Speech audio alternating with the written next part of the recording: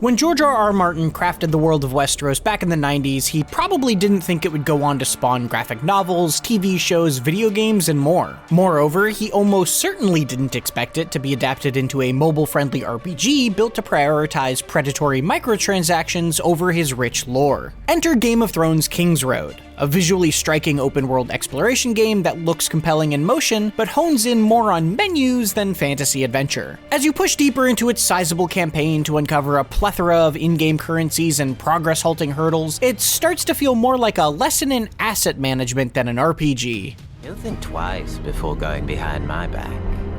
Like a good boy. But that leaves you.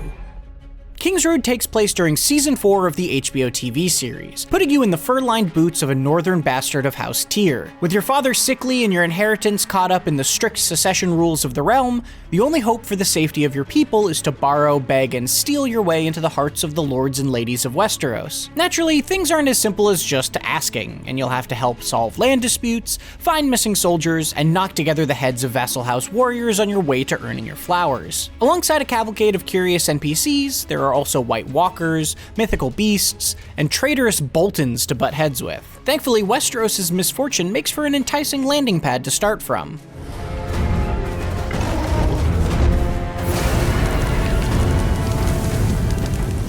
Before you dive into the cobbled streets and open roads, though, you'll first need to pick a combat archetype to play as. There's a brutish sellsword, a skillful knight, and a nimble assassin. Indecisive? Good news! You can switch between archetypes at any time, and your inventory is shared across the 3 possible characters. This means you can boost your ults with your main's hard-earned loot whenever you want to change combat styles. That said, once you do finalize a character, you then can't delete them and start that class over. While fine if you're prepared, make sure you consider the long-term commitment before prematurely saying yes to an unintentionally unsightly knight. Let's look for Jon. Time's wasting. Kingsroad opens with some familiar faces, as Jon Snow and Samwell Tarly do a decent job of filling in any narrative gaps from the show. While their digital renditions aren't the most flattering, their conversations feel thoughtfully written and help establish your low-born place within the setting. From there, you're let loose to roam this mostly faithfully reimagined open-world Westeros. There are campaign quests and side missions to follow, as well as lots of points of interest to chase on your map, and you can sink plenty of time into riding across snowy plateaus and uncovering the secrets of curious stone architecture nestled on the horizon. Unfortunately, the initial exhilaration of high fantasy gallivanting quickly wears off, and the edges of developer Netmarble's fantasy panopticon start to show. For every butterfly dancing in Winterfell, there are low-poly fruit trees, bouncing grass patches, and possessed weapons to pick at the sheen. The sheer scale of the open-world Kingsroad offers is admirable, but it lacks visual consistency. This missing polish extends to your movement on both foot and horseback as well, with ice skating being the most fitting comparison. While this sensation strangely works while exploring the frosty reaches of the north, it becomes wholly frustrating when it persists while charting the sunny coastal areas of Highgarden, especially when attempting to complete the occasional platforming puzzles dotted around the icon-covered map. Up close, the animations also err on the side of eerie in cutscenes. Your character often delivers information with a wide-eyed death stare, while the heads of NPCs wobble around like strange marionettes during conversations, which dampens the atmosphere considerably. It's a shame because their dialogue does a great job of affirming the grim, corrupt cloud that hangs over Westeros as winter approaches. And unfortunately, the most egregious offenders are often Kingsroad's recreations of characters from the show, who surface as uncanny valley clones of themselves. It would be within your best interest to return to the north and stay put, I should think. Beyond exploration, the bulk of your time in Kingsroad is split between investing in complex resource management systems at your homestead and completing multi-stage quests and battles out in the world. As such, you can find a plethora of challenges that boost both of these areas, like dungeon crawls, bandit camps, occupied villages, and giant mythical beasts. How efficiently you blend your time between these two aspects is integral to making a solid pace within the grind-heavy progression system. But a lack of technical balance makes succeeding in that endeavor profoundly painful.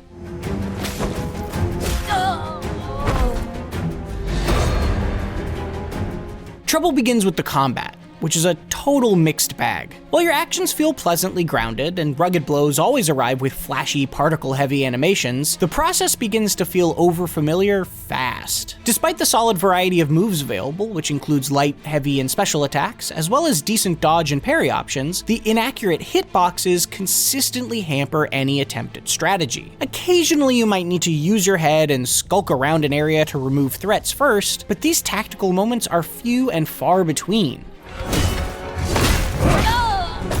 It says something unflattering that Kingsroad feels almost identical at 60 hours as it did at 20. You can specialize and upgrade your moveset in combat with traits and skill trees, but they do little to impact how the combat feels in motion. Kingsroad gives the impression of having useful traits by putting options like learning to parry and crafting arrows up at the top of those trees, but as you work your way down, many of the lower options instead offer small percentage-based improvements to defense and attack that barely make a dent. So as your sparkly slashes lose their luster, you're often left cycling through the same few enemies and combos until the battle is won. It seems like the architecture of a solid combat system is there, but much like the rest of Kingsroad, it's all facade with no foundation. Still, what hampers the fun most of all are the frequently appearing and appropriately named momentum roadblocks. Similar to Destiny's gear score, Kingsroad tallies up the quality of all your equipment, accessories, and skills into one neat number called your momentum score. These pesky little digits are the cruel gatekeepers of story content, forcing you to scour the map for dull side objectives that can juice the numbers and shuffle you towards the next episode. You see a boy run by? About 12, sword in hand.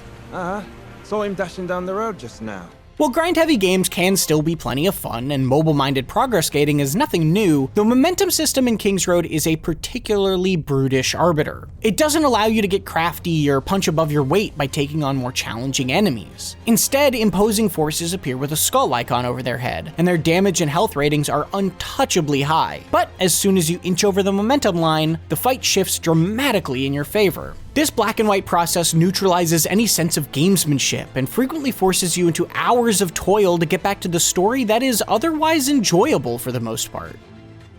That's Winterfell down there. When you're ready to take some time out from the combat, you can invest more in the slower-paced aspects of Kingsroad, namely the tedious estate management side game. As the last remaining heir to Lord Tyr, his homestead, Renan's Rest, becomes your project. As is to be expected, helping this dilapidated village flourish rewards you with the tools necessary to beef up your arsenal, and gives you a place to spend all those resources you've been hoarding by completing missions. But the process of cleaning up this town is about as much fun as cleaning your actual room. I need some planks.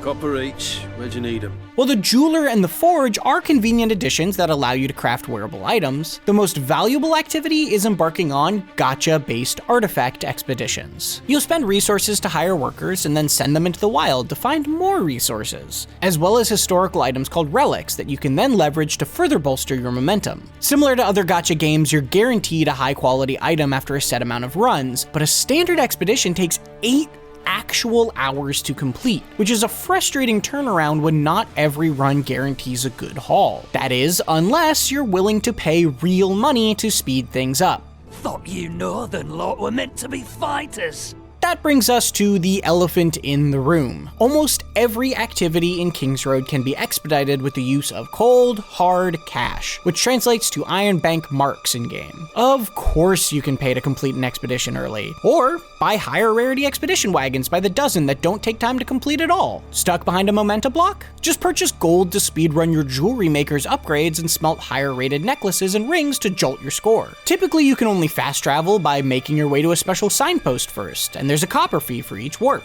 But you can fast travel from anywhere for free if you pay for the premium option. Behind nearly every aggravating system in Kingsroad is a far more user-friendly one, but only if you're willing to cough up the dough. It seems intent to toe the line between being intentionally frustrating and passably functional, subtly egging you on to pay rather than sit through the repetitive, time-consuming activities necessary to proceed. And before you even think of complaining, do try to think of all the time you'd be wasting.